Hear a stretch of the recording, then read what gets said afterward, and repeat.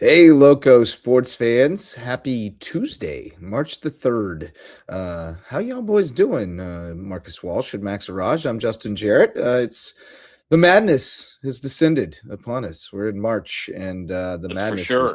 all around us. I'm absolutely cooked. Whoever made this Hardyville softball schedule is just an Oh, idiot. Yeah, that's a That real was idiot, me. I real idiot stacked us there. up this week, man. Thank God we got rained out over the weekend, or I would already just be a dead man walking. But no, it's been a long week. I barely got gas in the tank, but as Wes astutely pointed out this morning, we got to do a show before the USCB games tomorrow, bro. And I yeah. said, "You right?" And so Wes is over finishing up producing Under the Bus with our friends Bob Stevens, Craig Kirkpatrick, and Rich Basirico. They couldn't go earlier because the Tar Heels played at 7, and Against Kirk Clemson. watched the Tar Heels, so we had to go live after the Tar Heels game, Great which game, by the way. heartbreaker for Clemson. They did some brain dead stuff at the end. Yeah, but I think they are locked. They're Hill. locked into the tournament after their win over Louisville on My Tigers crapped the bed Saturday. tonight. So Mizzou crapped the bed tonight. That'll probably hurt their seed. They lost at Oklahoma. But yeah, that's the March Madness that we're all gearing up for. But we also have our own March Madness right here at home because Yeah. USCB going to be in the Cove tomorrow night for both the men and the women, opening up the Peach Belt Conference tournament. Women up first at 5:30. Kevin Libby and Chelsea. I don't know Chelsea's last name, the professor there from USCB, but she does a great job on the game. Tripp and Chelsea will be on the call for the women's game. Number 2 seed women against Georgia College, a team they've handled this season. So hopefully they'll advance on. And then the So men, just it's 7:30. just Yeah. to clarify, Kevin's doing the men's game with Chelsea, and Tripp's doing the women's game. That Tripp, was not clear. not Kevin. I didn't mean Kevin. I'm cooked. Okay. Remember, Tripp. It's Tripp Richards and Chelsea on the women's game. It's me and Jeremy Orr on the men's game. Yeah. I don't know how I put Kevin Libby's name in there. My brain's not working right.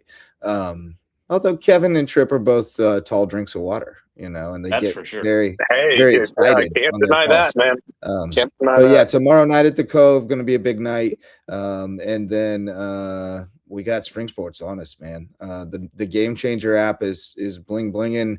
The Max Preps is popping off. I'm trying to get ahead of it and get schedules entered at least for this week, so we know what's going on. But it is a yeoman's task. So if you're a budding sports reporter out there that wants to get access to our wonderful shared document and help us track down scores, Yes, please. just let us know. We need interns to help us do this thing.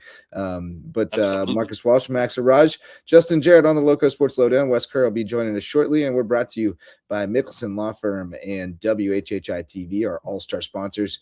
Mickelson Law Firm been with us since the beginning, our founding sponsor and our official real estate closing attorney, presenting sponsor of our Hilton Head Christian Academy coverage. And then WHHI TV, our longtime partner in local sports and co-custodian of Marcus Walsh. Yes, indeed. We share custody. I hope we don't have to pay child support on you, man. Oh, boy. I don't believe that's an issue. Yeah, I sure hope there not. today. I was there yesterday. Normal Monday work day for me, and then I was there today on Talk of the Town, talking about basketball, the playoffs, a little bit, talking about the teams that I had a chance to take a look at, and I saw at least snippets of 4 games from our end date until when Bluffton played Darlington. And just to talk about the teams and then get into the DRI, which I'll be talking about more later. Didn't have a chance to watch any of the coverage today, but did watch the bulk of the coverage yesterday. We'll be in touch with it tomorrow before I head out there with Logan, and looking forward to seeing what can happen. Right now, it looks like Texas is the team that is Nice. certainly the one to beat. So more on that a little bit later on, but yeah, busy stuff. And then on Thursday we have our second of 2 ribbon cuttings with the Hilton Head Bluffton Chamber of Commerce at 4:00. So another busy week over at WHHI and beyond. And I'm really looking forward to getting Logan Clark out there at the DRI with me tomorrow. That's going to be a great time and a lot of fun, as it always is. I mean, Lindsey Finger and Bob Patton and Rob Ryan do a great job, and they're just the top and tip of the iceberg of that crew that does a magnificent job year in and year out. It's one of my favorite things to cover all year, and looking forward to getting out and talking to some of them tomorrow for sure. Yeah, man. Looking forward to hearing more about that whenever it takes finishes up tomorrow. Tomorrow's the final round. All That's right, correct. good stuff. Kind of a weird day today weather-wise. It was kind of chilly and foggy and misty for much of the morning until almost noon, and then it kind of burned off and got pretty warm this afternoon. But supposed to be nice and toasty the next couple of days, so should be good weather out there at Long Cove for the final round of I think the, like 76 DRI. tomorrow. And like 80 on Thursday. Dig it. And we'll be playing at Hilton Head on Thursday. So fun story. You know what? No, let me save that. Let me save that for the parting thoughts. Parting thought? About that. Save it for the parting thoughts. If I forget what my parting thought was, just remind me Zaxby's. You guys just remind me Zaxby's. That would Okay. Fun story is I am cooked, and my memory's not what it once was. Now that I'm in my upper 40s, Cook like some Zaxby's chicken, baby.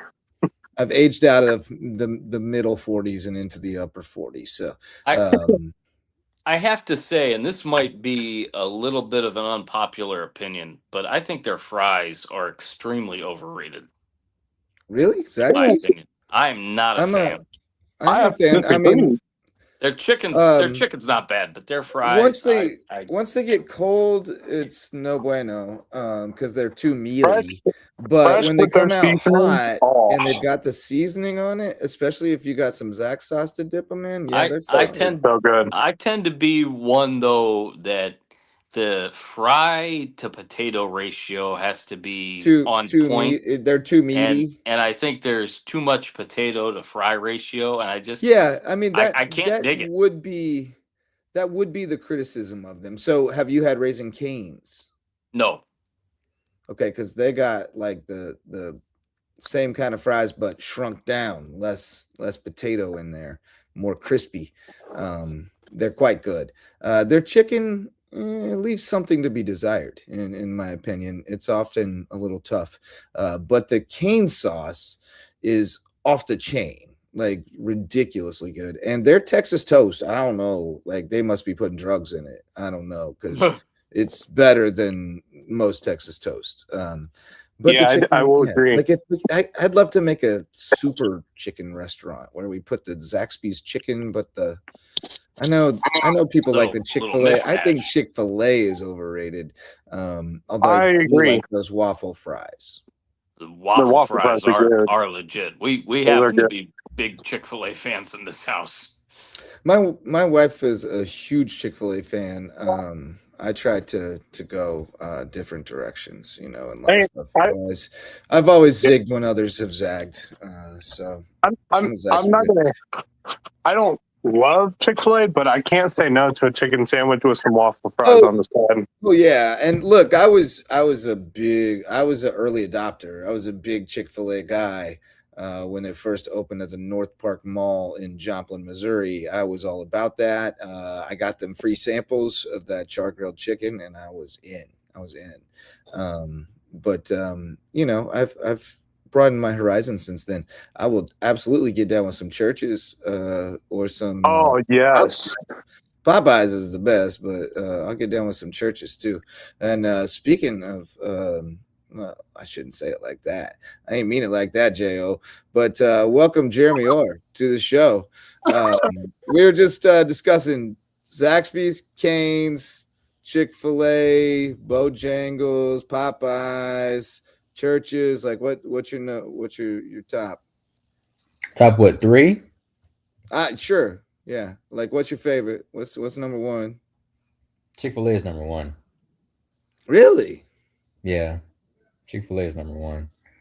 Basic. Chick-fil-A is number one. I'm a Zaxby's. I think I'm Zaxby's. Well, no, I'm Popeyes number one, but I haven't had Popeyes. Gonna have to do that too. oh, Yeah, really? Popeyes would be my 3. 2 is Zaxby's. People were murdering for Popeyes during the pandemic. I don't know if you remember that. It was killing for them Popeyes sandwiches. It was real life. It was real life. But anyway, I think we've talked enough about chicken on this sports show. We did get off, but but we're going to talk about it more later because you have to remind me about Zaxby's and parting thoughts. Okay. Yes. But let's talk a little sports on this sports show, and the Zaxby story does relate to sports. We're going to wait and talk USCB in depth as soon as Wes gets over here, because I know he's going to have a lot to say, and also he'll have a lot to say about the other stuff, baseball and softball. He was calling the game call today, rather. But Jo, what's the vibes over on campus? Is everybody getting hyped for Wednesday night? Everybody is indoors studying and taking midterms, myself included. So hopefully we get a good showing tomorrow. I mean, I hope everybody's aware of like the significance of this game, and it's not regular season anymore. Like this one means a ton. So, and this is the last one. Blackout element to it, so that should bring in some more bodies. Are we doing the blackout? Yep, part 2 of the blackout. All right. Should I wear my Dark Tide Rising shirt? Yes, you should. Or should I dress like a professional? I need a Dark Tide Rising shirt. I think I'll go Dark Tide Rising. But it should be awesome. I hope the students pack it out, and I hope that a lot of high school hoopers get out because their season is over now. So I'll tell you who will probably be there. I'll tell you who will probably be there. A lot of the youth from Beaufort area have been coming out to some of the USCB men's basketball games over the last few weeks or so because I got them hooked onto it. Now they show up for the games. So we may get to see some of those kids out there for the games tomorrow night if they don't have to worry about school for whatever reason. Good deal. But that's the boys you took to Orangeburg over the weekend and played in the tournament? I was at Orangeburg. I wasn't coaching, but yes, some of those kids were in Orangeburg this past weekend. Both the Beaufort 12U and 10U boys finished runner-up. Bluffton had three district champions across all the age group levels, both boys and girls. And Beaufort had 4 runner-ups. 3 of them were to Bluffton. So a lot of runner-ups between Bluffton and Beaufort, a lot of district title games, but that Bluffton 10U boys team took down my Beaufort 10U boys in the district title game, and they'll be heading out to Florence this coming weekend for a chance at a state championship. 10-4. Nice. Good stuff, man. Good stuff from the youth hoops. But Jo, Hampton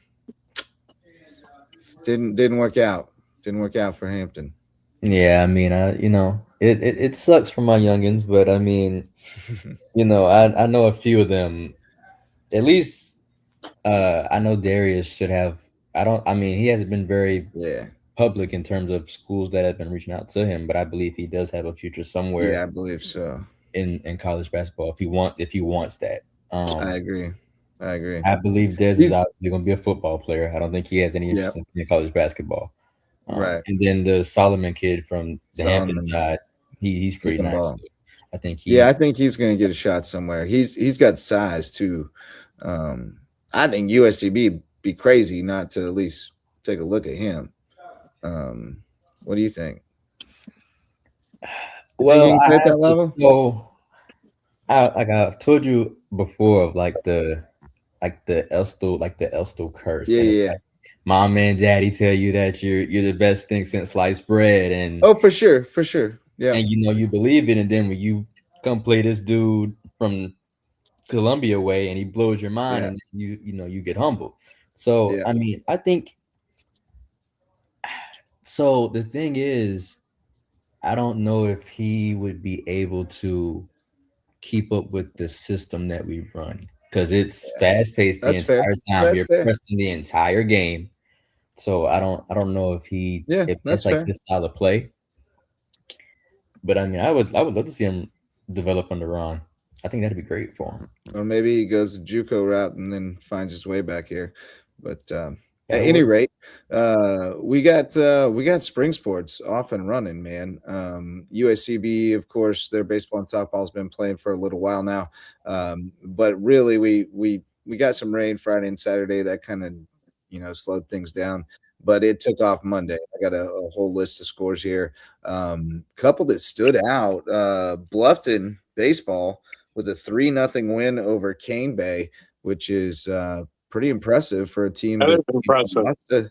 They keep losing big senior classes and they keep winning. You got to be impressed there. And then JP2 blank Camden Military 5-0, and my guy Russell Spencer went 5, I believe, or 4.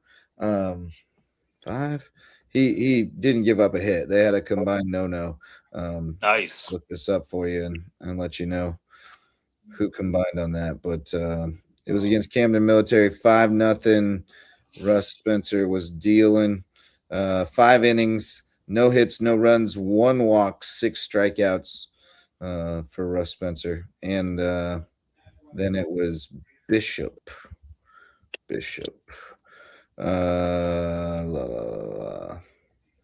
Live television, everybody. Christopher Bishop, who pitched the last inning of that no-hitter. So combined no-hitter right out of the gate for JP2 baseball.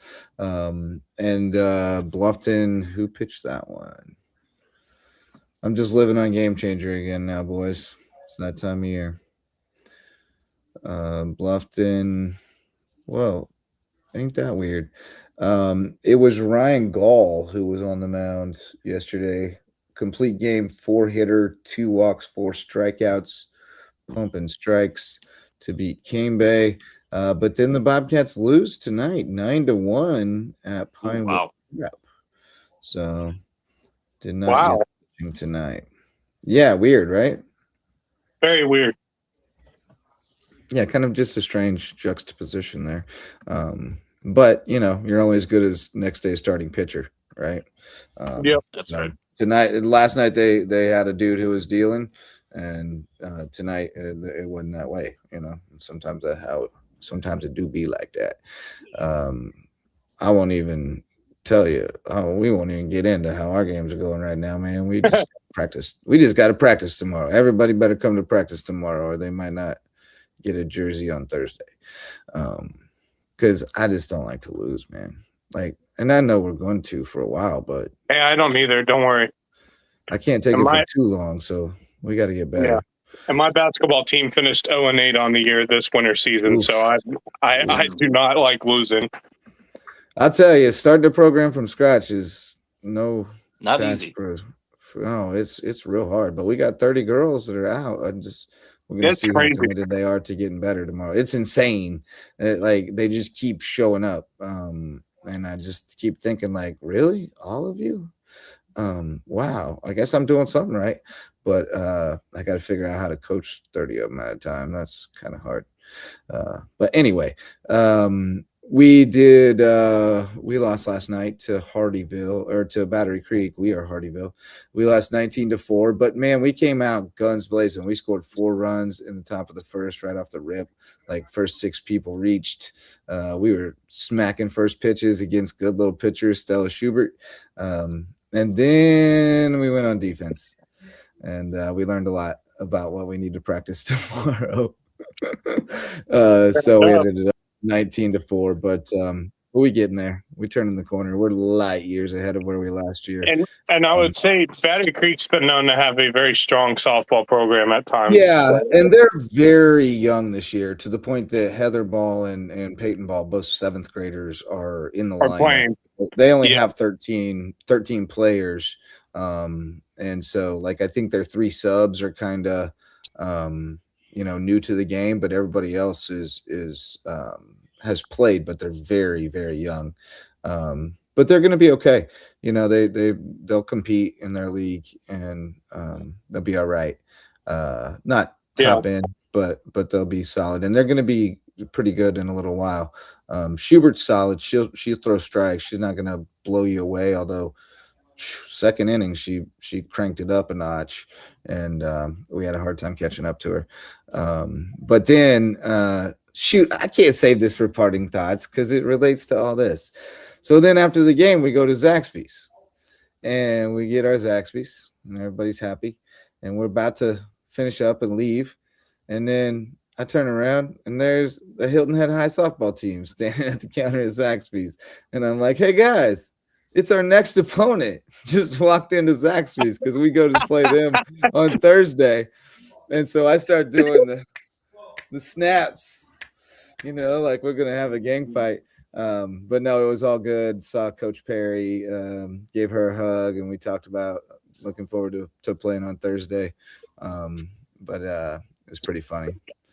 Pretty funny to see them there. About Getting that. in here, Max. There you go. Swap a Ruby. So yeah, that was pretty cool. I was going to save that for parting thoughts, but we both hit Beaufort Zaxby's. We're super efficient considering that we brought a whole team in there. So gotta love it. It's awesome. That's softball from last night. I haven't really delved into what happened tonight. RJV played. Nobody needs to know about that. Except that Riverview's got a couple of sixth graders that are stupid good. One of them we know, Natalia Heckscher, but then the pitcher Rents Taylor, I think is her name, Rents Thomas. She good. She was pumping it. Beaufort girl. Girls soccer last night, May River 7-2 over Calvary. That's a lopsided win. Hampton County 9-1 over Royal. JP2 7-1 over Northwood. JP2 girls soccer is going to be a problem. I had a feeling because they were pretty solid last year. They were just on the younger side. Yeah, they're going to be good. JP2 boys also routed Northwood 7-1, and then JP2 lacrosse. Did they have a team last year, or is this the first year? I think they may have had a team last year. I think I can't remember, but at any rate, they played last night. This Beaufort is definitely girls, year 2 at the most. Year 2, at the most. Yeah, that's what it I might was be thinking. the first. Because I'll I'm not look mistaken, into Monet that. Christian started 3 years ago, so this would be their it would be 2 seasons for JP2. This would be their second. So the girls put up a good fight against Beaufort, lost Sounds 13-11. Guys, not so much. Beaufort won 17-1. So work in progress there, but they're off and running. Wes probably won't. Yeah, he'll have something to say about this. USCB, he called the USCB game today. Sand Sharks lost 10-8 the baseball game. Yeah, another tough L.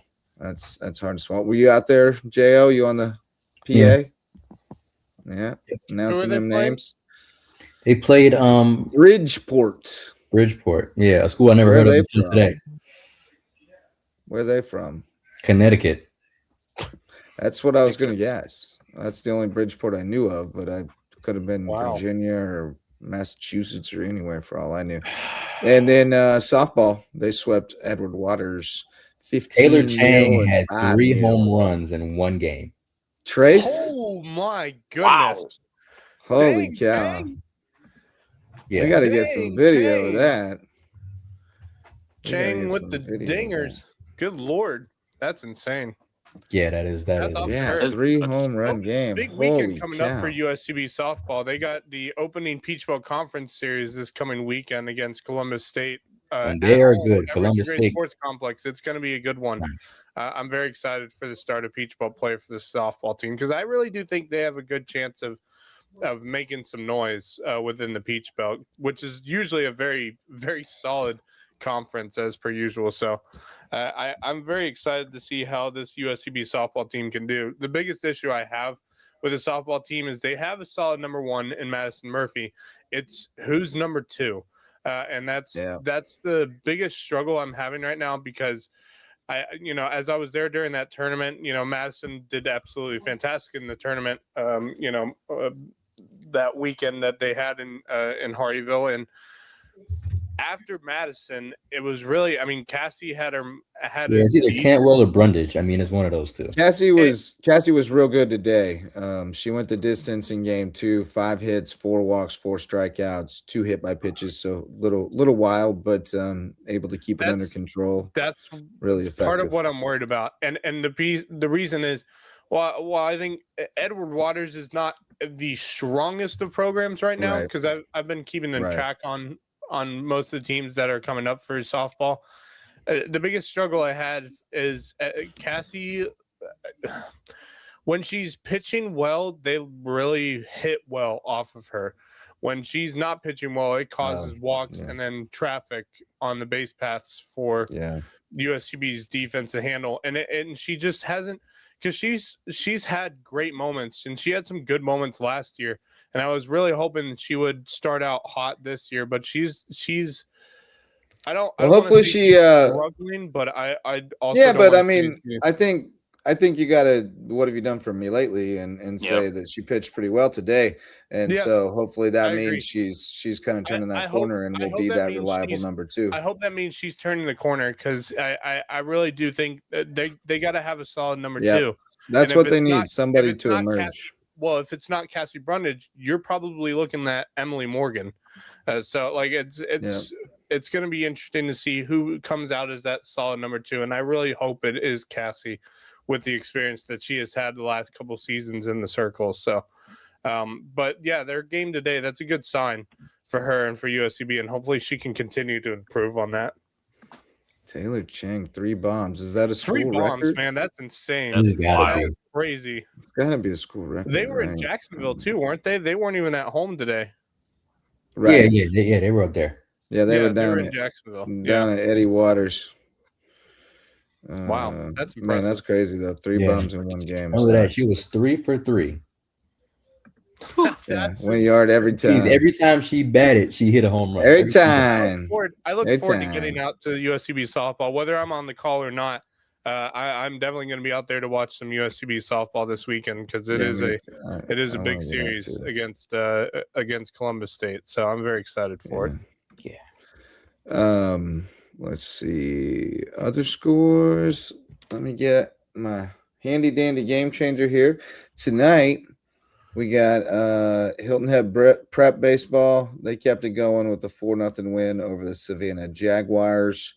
I think they're beating everybody right now so far. Let's see. Somebody probably threw a gem.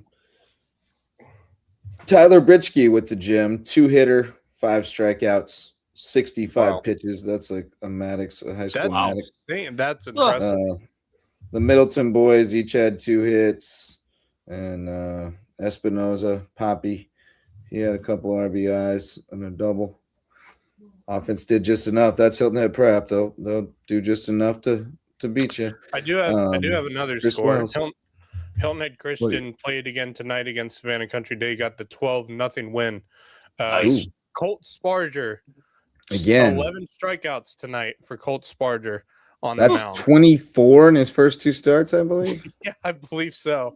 That's outrageous. Roman had a sacrifice score in the run. Josh Kopke. Yeah, Kepka. Homer to right field. 2-run homer. Chip Hetzel, he doubled. He had a run. Jackson Richardson, he singled. He had a run as well. I'm trying to look for the box score here so I can understand what Colt Sparger did today. So it was only a 5-inning game, being that it was a 12-0 game. Colt Sparger, 4 innings, no hits, no runs, no earned runs, 11 strikeouts and 1 walk. And then Rizzo. How many hits? 4. How many hits? None. Yeah. Oh, no hits. No hits. Rizzo. So he threw a no hitter. Rizzo pitched 1 walk. Rizzo pitched in the 5th. He allowed 1 hit. So 1 hitter for Hilton Head Christian tonight. So 1 hit, no runs, no earned runs, a strikeout, and a walk. So 12 strikeouts tonight for Hilton Head Christian Academy's pitching staff. Boy, this team is starting to impress me more and more as the weeks gone by. But granted, I wouldn't say they've played anyone extremely challenging yet, other than their opening series against the Florida teams down in the Bay Area of Tampa Bay. Other than that, to start off their season, they haven't had too many impressive opponents yet, but it is coming. That Savannah Christian win was pretty good. Savannah, actually, I will agree. Savannah Christian's been a solid program the last couple of years, and that is an impressive win. Yeah. But they're doing what they're supposed to do so far. Absolutely. JP2 softball beat Bridges 14-1. Wow. Tevi Mullen she's really good at pitching. She went 5, 2 hits, 1 run, 6 strikeouts. As you know, in softball, if you got a pitcher, you got a chance. Yeah, you're going to be just fine. Yeah. And then is it Ellie Heathcott? Yes. She pitched the last 2, 1 hit, 2 walks, 4 Ks, and she and Gabby Heathcott. That's right. Yes. All right. They each had girls. 2 hits. They combined for 4 hits, 4 runs, and 2 RBIs. So they did a lot of damage. Tevi also did damage at the plate. So JP2. That's a solid showing. Coming around. And of course, Garrett's on the baseball team. Yeah. I mean, you can't swing a dead cat without hitting a Heathcott over there. That's right. Yeah, that is. Lacrosse softball is a juggernaut. A lot of the same girls on that basketball team that won back-to-back state titles and finished second this year are on that softball team, as well as some other girls that are really good. They killed Hilton Head 22-6 today. Wow. I mean, there's layers to this. Well, granted, we remember from last year, Hilton Head struggling. Young, they're a young team. They're very young. It's been we play them Thursday ever since Reagan Marchant left. But Coach Nikki does a great job. She'll get them turned around. Yeah, she's great. Yeah, I like their new coach. I think she'll get him on the. I love her. Team. She's a good friend. You missed it, Wes. You were over there with Under the Bus when I told the story about how last night we were at Zaxby's. And I'm trying to get the thing to go. We were at Zaxby's eating after the game, and Hilton Head came in on their way back from Academic Magnet where they won 7-6. So that was pretty cool. I was like, ladies, it's our next opponent. Just came into the restaurant we're eating. So that's pretty funny. You told us about HHCA, big win, and that's you saved the Sand Shark talk for we did. We mostly did. We skimmed over the baseball and softball, but we figured you'd come back and hit the baseball. We didn't talk much. We got JO's perspective on the vibes on campus. We learned it's going to be a blackout. I was gonna ask if Wes had heard Taylor Chang had 3 homers today against Edward Waters. She had 3 in the same game. Yeah. Wow. Crazy. Yeah, we just had a little discussion of that. So we've kind of covered the bases, but we definitely wanted to dig back in with you on USCB hoops. So we kind of left that one. And of course, we have the women up first. They're the number 2 seed that take on Georgia State, correct? Georgia College and State. Georgia College, right? That's a team that we handled pretty easily in both, right? We expect Coach Versup's ladies to take care of business there, but certainly it's going to be a battle. And then on the other side, the guys coming up at 7:30, they got Flagler coming in, and that should be an absolute dogfight. So what are you looking at, Wes? What are you looking forward to? Kind of my thoughts of what I said earlier is that, you look at these 2 games, and I think the women are in a good spot to head into this one. Georgia College, certainly those 2 games were close. USCB beat by around 8 or 9 that last game at home. But I just think they're trending upwards. I think they're playing their best basketball these last few games. And they've played very well at home recently. They've just really bonded together and play at a high level, especially at North Georgia. When it's a huge momentum building one on the road against a good North Georgia team. And the way they just dominated them for a good part of that game, I think they keep it rolling. And, I think it'll stay close, but I think the second half they'll find a way to pull away, whether it's, Tanaya Bowman scoring at will or some big shots from Hayward or Gattosi making some plays. It's hard to stop everyone when they're on this kind of a roll, and I think that somebody's going to find a way to lead the charge and pull USCB towards a win. I feel very good about this women's team. Now the men's team, it's a toss-up for me. Flagler has they've been trending better. They had a nice win to end the regular season. Those last 2 games could have gone either way. Obviously, he had that Evan Kilminster shot, the buzzer in the first game, and the one at Flagler was impeded as well down to the wire. So, it's hard when you're this close to so evenly matched. It's hard to win all three. So, Yeah. I think is the men are especially going to have to be at their best game. I think it should be a barn burner, a fun one down to the last minute, as it always is, seemingly. But you look to your depth. You look to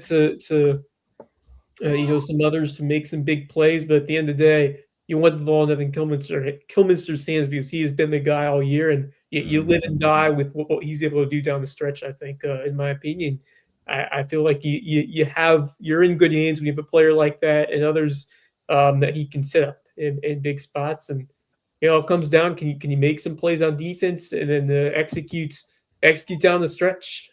Because we've seen the capabilities of this team, but there have been some inconsistent times where just haven't been able to hit those big shots in those last couple of games. But I think they can be really woken up by a loss against North Georgia, because I feel like they definitely felt like they could have been a lot better.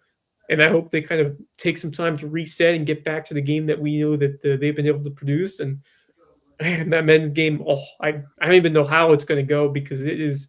Well, I know it's going to be tight, but I don't know who's going to win. It's going to be a nail biter of a game. I'll probably give USCB the slight favorite because they're home, but I think this one could really go either way. Yeah, Jo, I know you got the Columbia blue, or what do we call it? Coastal blue shaded glasses on, but what do you think? So, I mean, obviously, y'all know this way better than me, but it is extremely hard to beat a team 3 times in the same season, especially when the third time that you play them is when it matters the most. But I think in terms of Flagler, their strongest suit is their physicality.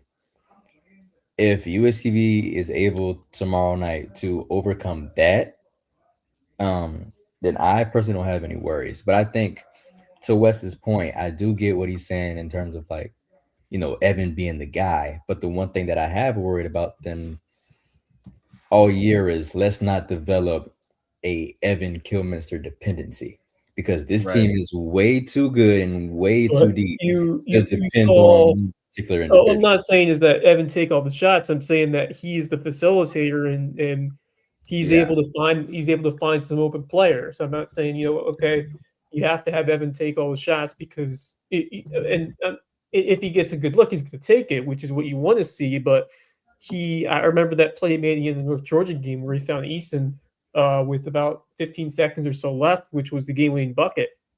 I mean, he can make things happen with the passing as well, and that's important. You need him to be that playmaker, is basically what it comes down to. But at the same time, like you're saying, is he can get other people open by the way he plays. But I mean, you want him to be that leader and that guy that other players can feed off of when you head down those last 4 minutes or so in a ball game. So, I think it goes through him, but I agree with what you're saying, is that you can't be too dependent on one player anytime, and you have to have others that can. Hey, if the ball's finding you, you're gonna make it happen. I feel like that's what Ron Fidala has instilled with the way they play and the way they are team based, with the how deep they play, but also the reliance on so many guys. And I think that we've seen that. So how many big shots we've seen from players that I haven't mentioned, like I mean, you can go down the line. You can go down the line to Kevin Price.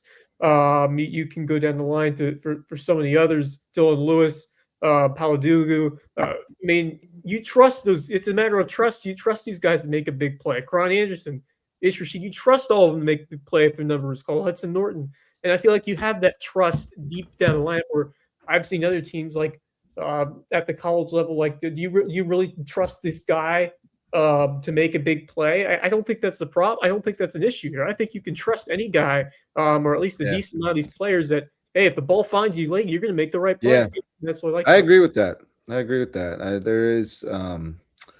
There is sort of not only positionless basketball, but almost like egoless basketball.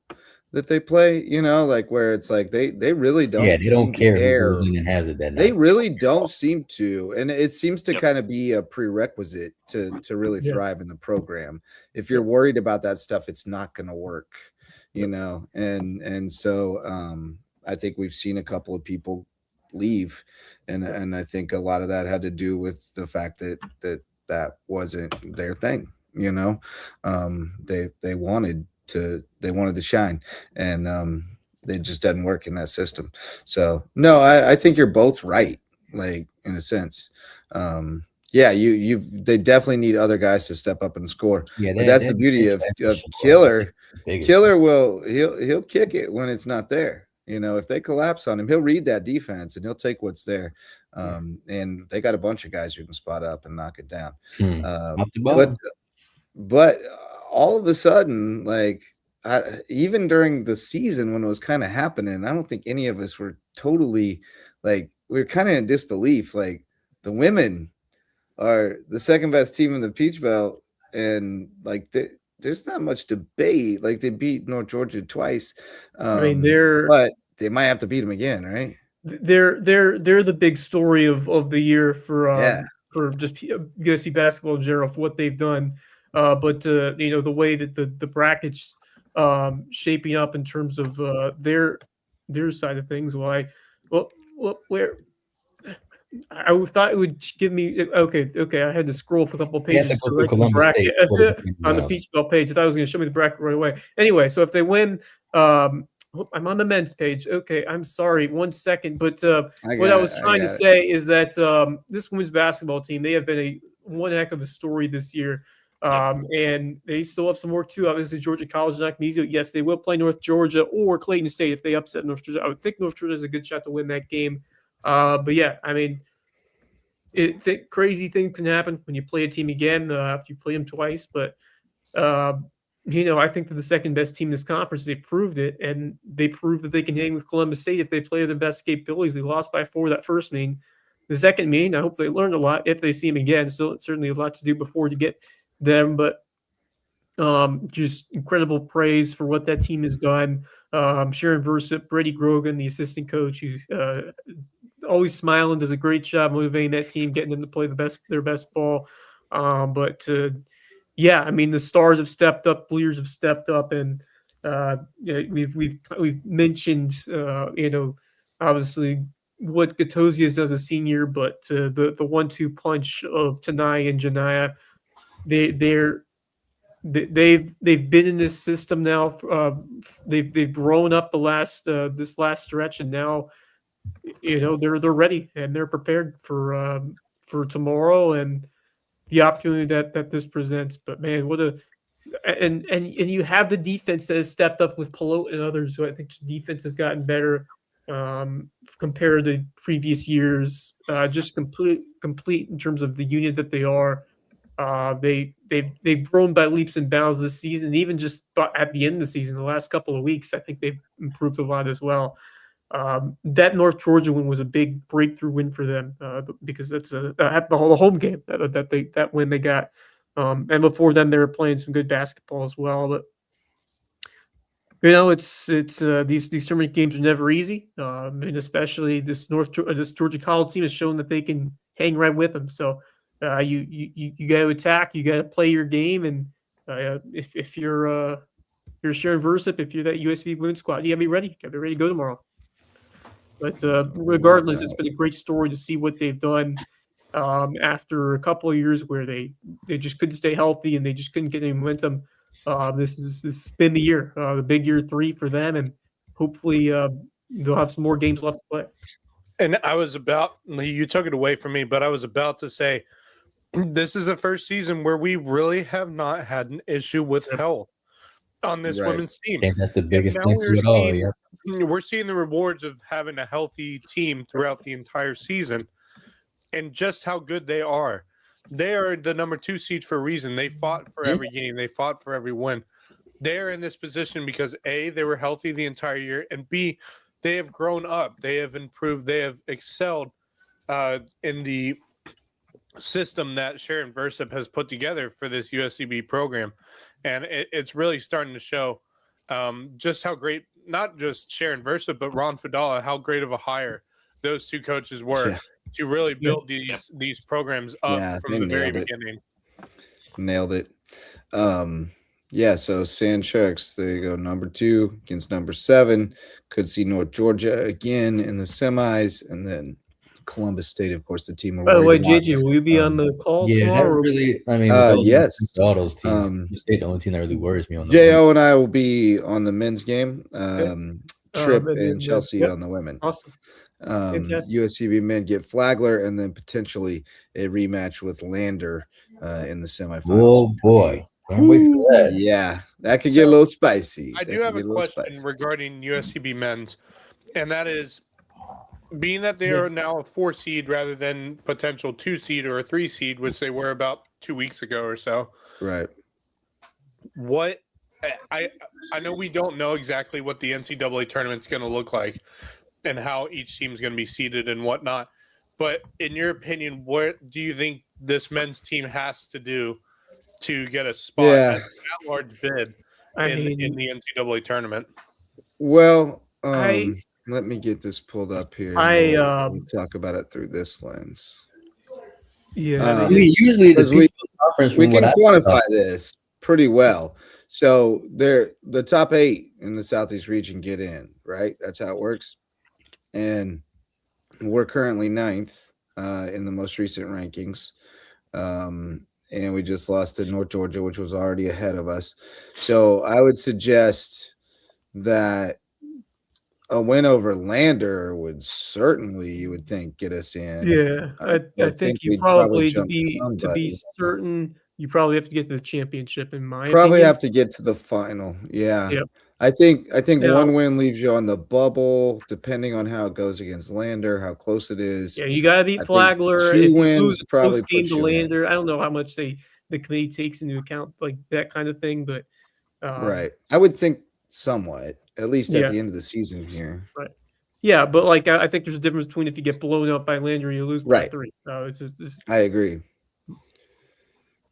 So I mean that would be my guess. I would say most likely they have to get to the final to be sure of it. 1 win would leave them on the bubble. So, and it depends on what other people do too. There's like if Carson Newman and Lincoln Memorial both go out early, then that helps your cause. Yeah.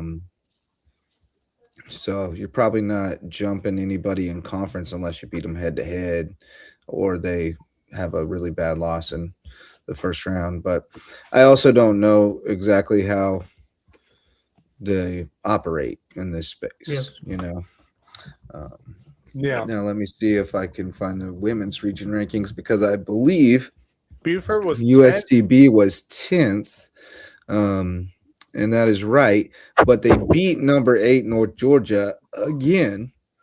So that one would think that advantage. One would think that would at least leapfrog North Georgia.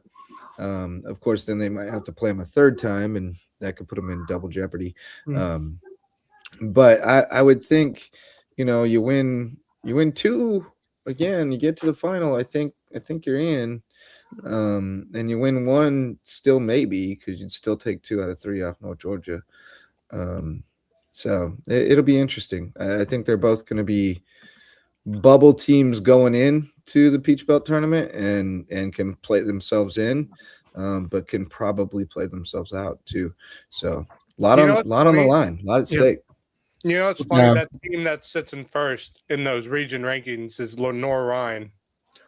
If you remember, Justin, you and I were on the call for the game between USCB and Lenore Ryan. And if it hadn't been for foul shots, we stayed in that game. Could have won that game. Like, it just crazy to think. You're right. You're right. That was a winnable game. They had one really good girl. I can't remember her name now, but she cooked us.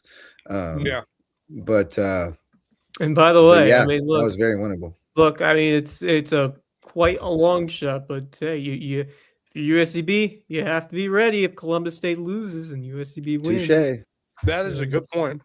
It's not that long of a shot because Lander can play. Right. Lander can play. So we'll see. Columbus State But had some close calls. let's get back over to Marcus because he was out at the big event in the area today, or will be tomorrow, I guess. Will be tomorrow, yeah. The Darius Rucker Intercollegiate going on at Long Cove. You mentioned it earlier, Marcus, but Texas in the lead, but it is very tight. Florida State just 3 shots back. And it was an 8-shot lead going into today, and now it's just 3. And even Texas Arkansas did not do and themselves LSU, many favors today. No, they really struggled from what I saw. Florida State right on their heels. LSU is in the mix. There was Arkansas a lot as well. of teams. Arkansas also. A lot of teams that struggled yesterday did really well today, and vice versa. What really has surprised me, and they were middle of the pack in after Monday's action around 10th, and I think they're in last right now, and that's Alabama. That is a shock. Tied for last with Arizona State. And I'm such a baby because the Dolphins make me cry. For Darius Rucker. Yes, indeed.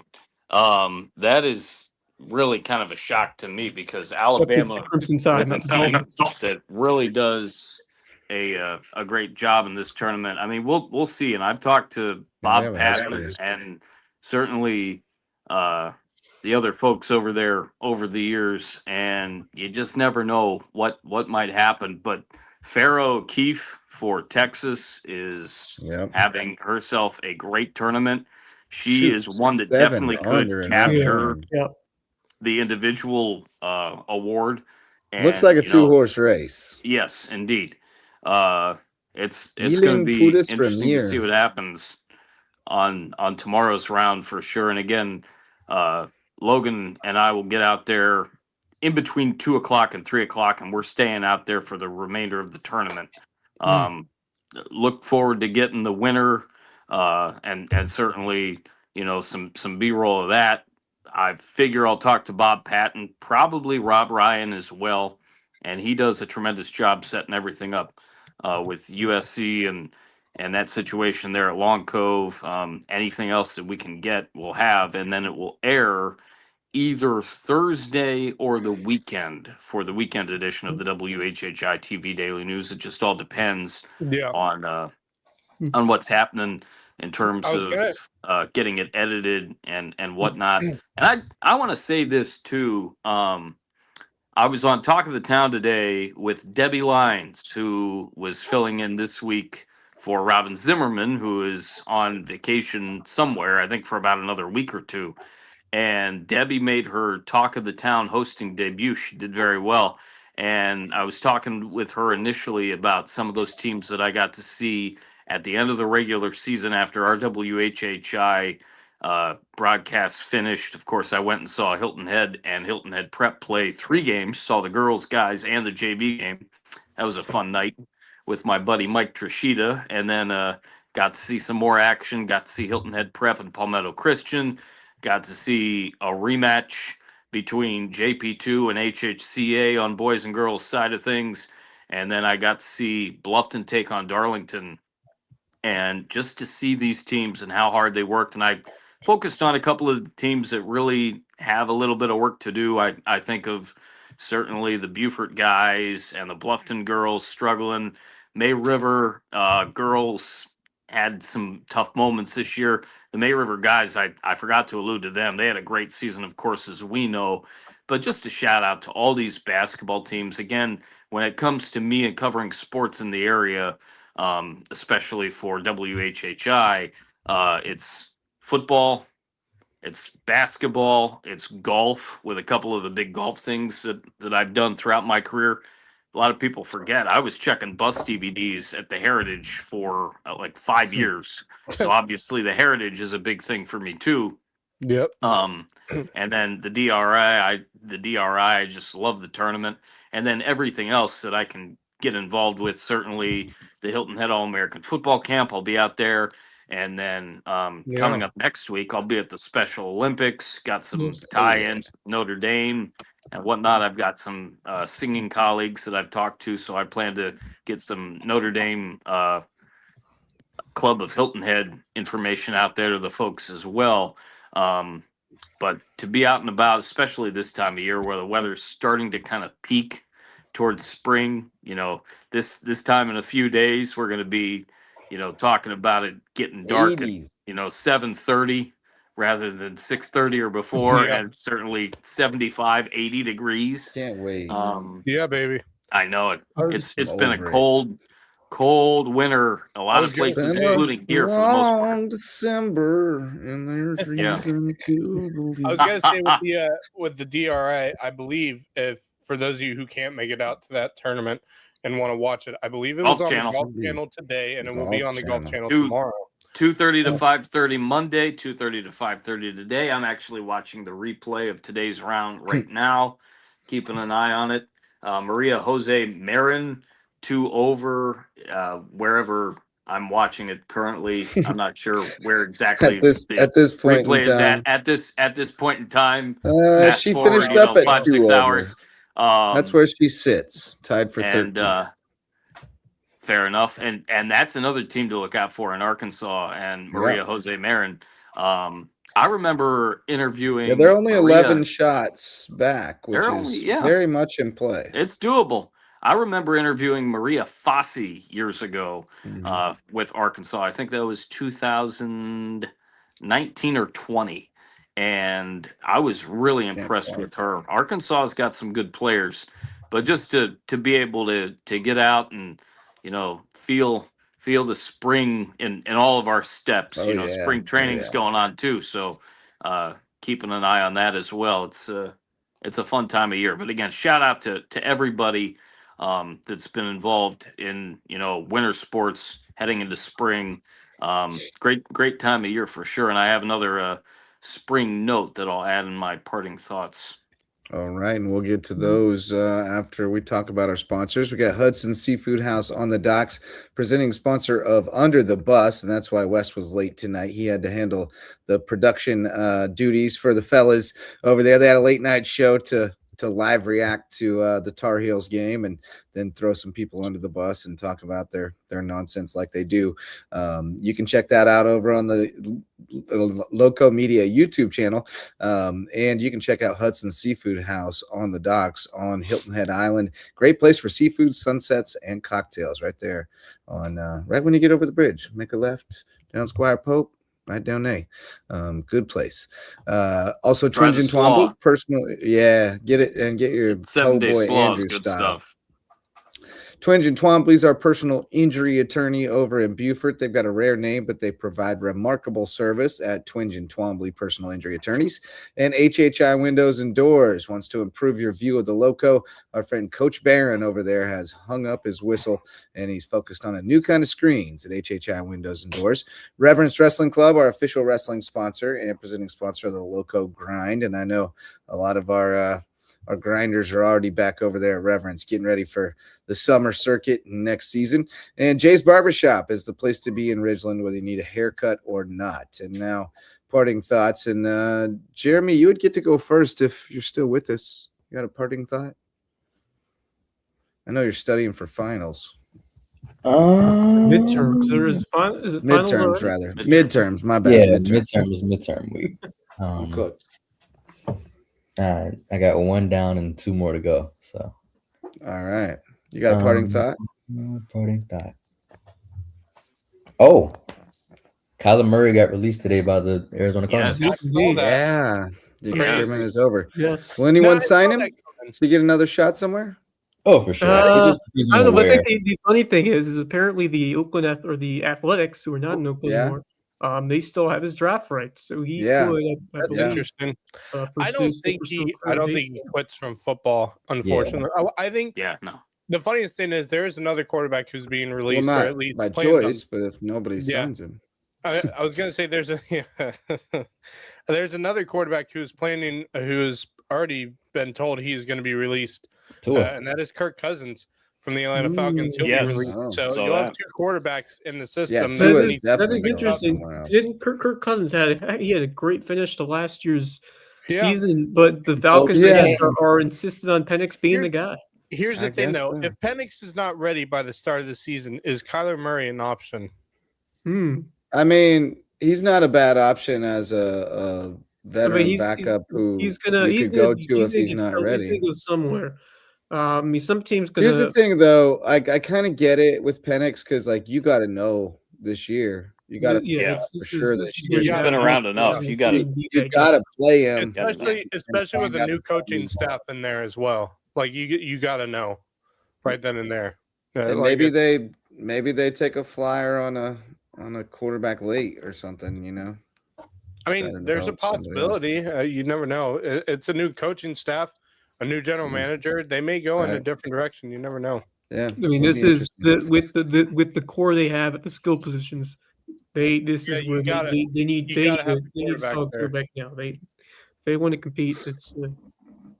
They need someone who can get Bijan the ball, get Drake the ball, and they've got some guys. Kyle Pitts. I mean, the core's there. He's Yeah, returning. dude. They put a franchise tag on him, so he is returning for this season. So that's a huge pickup for the Falcons. All right. Enough Falcons talk. Marcus Walsh, you had a note. What do you got? I did indeed. I happened to see, courtesy of, we were talking about the Heathcott family, courtesy of Brent Heathcott, that they got a press box over at JP2. Oh, and yes, it they do. is very, For very the soccer nice. For the soccer field that will be the football stadium? For baseball. Oh, okay. Yeah, Forgot to mention that. Yeah. They got it for baseball, and it was Nice. a gift That was the only thing they're Heathcott missing. family were involved in, and it looks great. Tribute to Brent's dad, and certainly, that family bleeds, faith, family, and sports, and friendship. I mean, all four of them for sure, and obviously I know them quite well. And I saw that post, and I saw the picture of it, and I actually commented on Facebook, and I asked, or I told Deacon Brent Heathcott, I was like, man, I might have to go out to JP2 sometime before the end of the year and check that thing out, because it looks really nice. But just a touching gesture, certainly, and it helps everybody involved, certainly, and it's really nice too. So it takes me back. They got a certainly, beautiful and field out there. Absolutely. I saw the pictures there too. It takes me back to when I was in college at Ashland University, and I was the only one that wanted to do baseball. So it was literally just me. And for the first 2 years of my 5 years there, we didn't have a press box. So I was literally like in the bleachers behind home plate, or wherever I could be that I could set stuff down, get things set up, in the elements. It was not easy. Having the ability to do what we do, of course, means a lot. And kudos to JP2 and the Heathcott family for that gift for the school, and dare I even say for the community, especially for all of us that go and check it out and talk about it. Yeah, I mean, refuge from the bugs at the very least. Oh, I would be remiss if I didn't shout out Richard Jennings, who had such a big hand in getting that field built, and it's a beauty of a related to Hayden Jennings, the tremendous goal. Pops. Yeah, his pops. Yeah. Wes Kerr, you're up next on the parting thought train. Well, first of all, great to be back. Always calling games. It's Richard Gray. I'm really excited. I mean, obviously baseball today, but I'm really excited to see with softball. We kind of talked about it in passing today, but we talked about it for a good bit before you came on.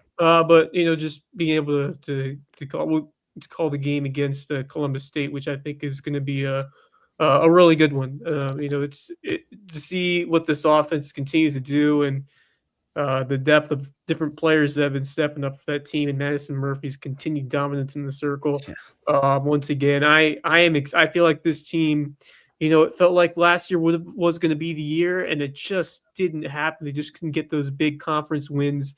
I feel like this year is going to be different. I feel like they have with a ace starter, number one starter who can go multiple games in the series. You have an offense that's really starting to find it, and other player, Caitlin Boyette has been tremendous. Among others, you talked about Chang, you talked about Chloe Turner. Even though they lost Mackenzie Ford, even though they lost Jaden Goodwin, they have reloaded, and Emma Brinkman has been excellent so far in her first year here. So the way they've reloaded so quickly has been very exciting. But I think that this team can really outperform what their projection was early season. This is a big series. Columbus State, they're 8-5 overall. This is a very good, and both these teams are very solid. This should be some tremendous softball. I am super excited to be on the call for these games this weekend. So if you're around the area, get out. It's gonna be beautiful weather. Come out for some softball. Saturday, 2 games, and then Sunday, single game to wrap up the series. But going to be a ton of fun out there for that softball series. And my second parting thought, staying on the diamond, because it is time for the World Baseball Classic getting started this week, and this is super exciting. Obviously, I love the Olympics. I love seeing those men's and women's hockey teams win it all, win the gold. I'm pumped to see this form of this international tournament. I just remember a lot of people forgot about it, but man, Shohei Ohtani striking out his teammate Mike Trout to win. It was epic.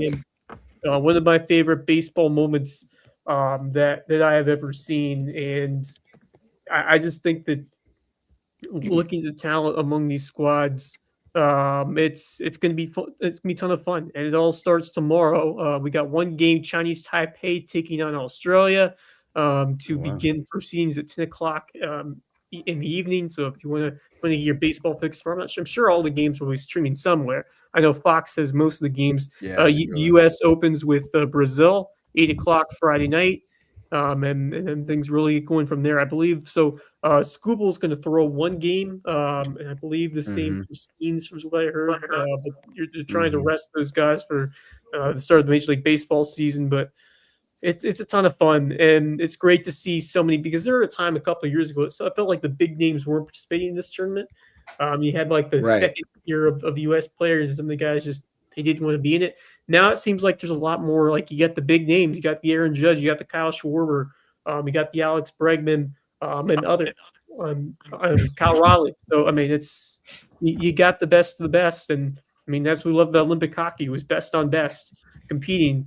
And for the most part, it seems like it's going to be that same deal for the World Baseball Classic. Now there were some players I heard, from what I heard on about some Puerto Rican players that will not be able to play. There was a whole situation with that. They couldn't get insured, which I find ridiculous. In so many ways. Wild. So you know how it started with Willis McGahee, I think was the first high profile one, where he bought an insurance policy on his body before the Orange Bowl or whatever game they played in. And then of course he shredded his knee, and it was like, whoo, thank God he had that insurance policy from Harrods. Was it Fiesta Bowl? Yeah. So that was the first one I really remember, but then it became a thing, to buy insurance on your body. But I guess the Puerto Rican guys for some reason weren't able to. I don't know. Which is so weird, because I'm pretty sure some of them were major league stars. So I found that very shocking in so many ways.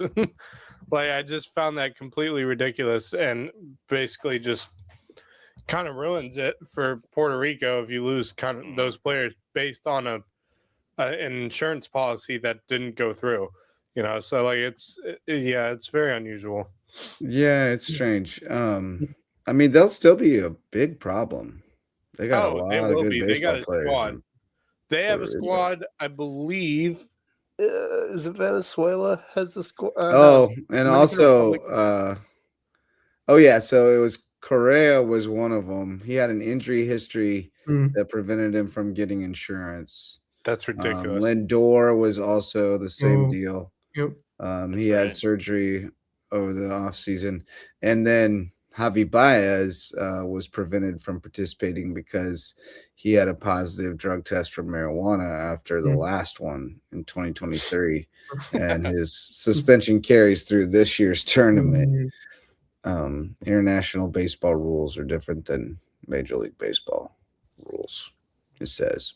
But they still got some good dudes, including Arroyo, 22-year-old switch hitter from the Reds. Speaking of suspensions, that's one of my parting thoughts, actually. Yeah, I thought you might go there.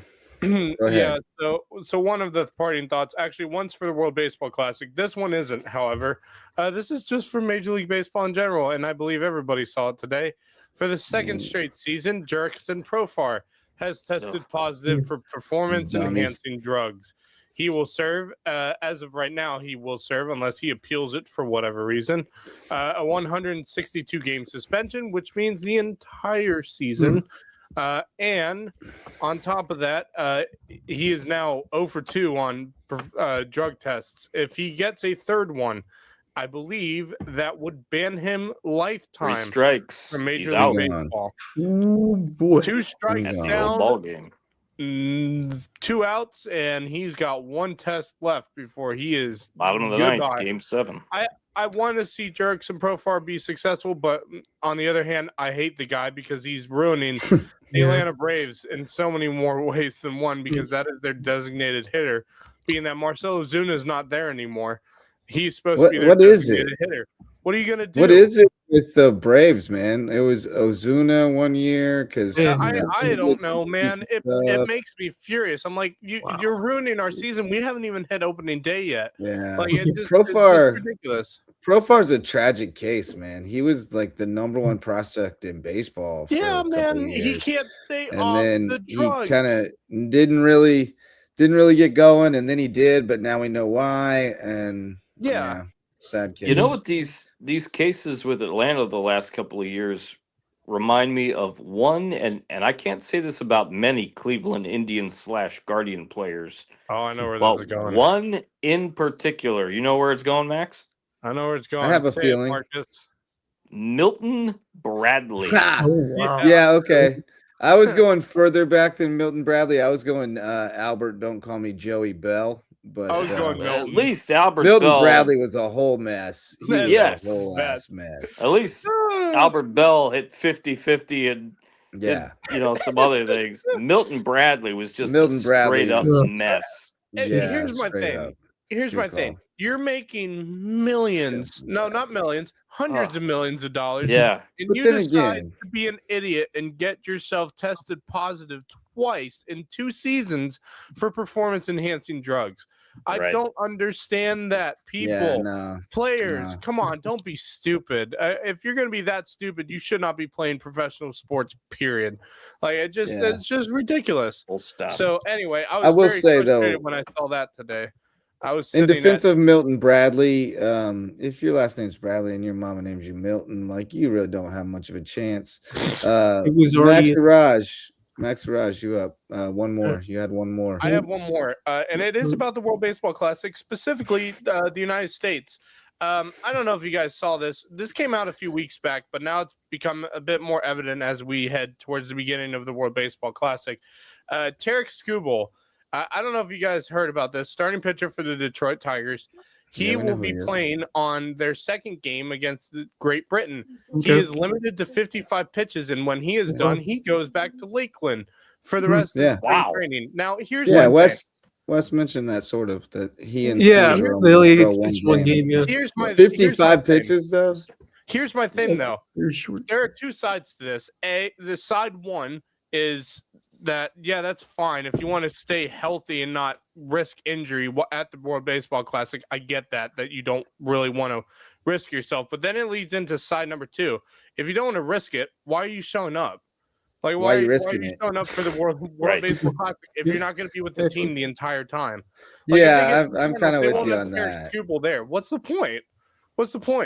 I don't get that whatsoever. I'm like, don't commit if you're not here for the whole run.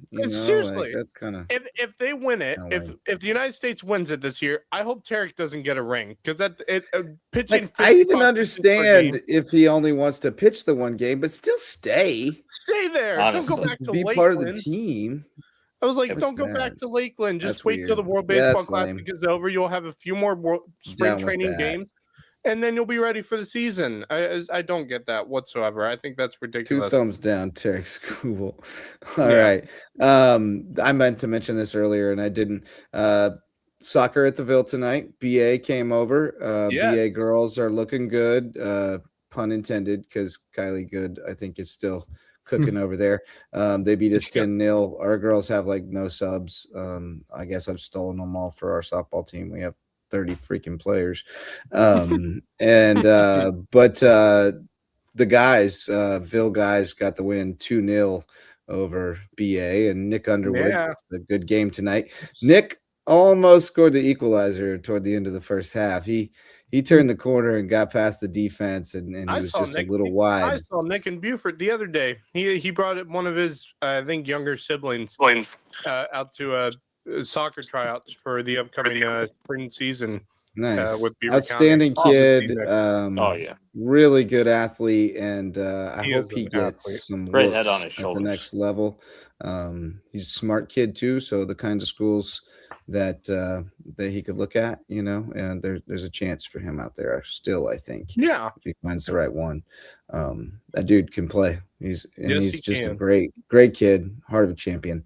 So all right, boys, good stuff. I was cooked, but we got through it.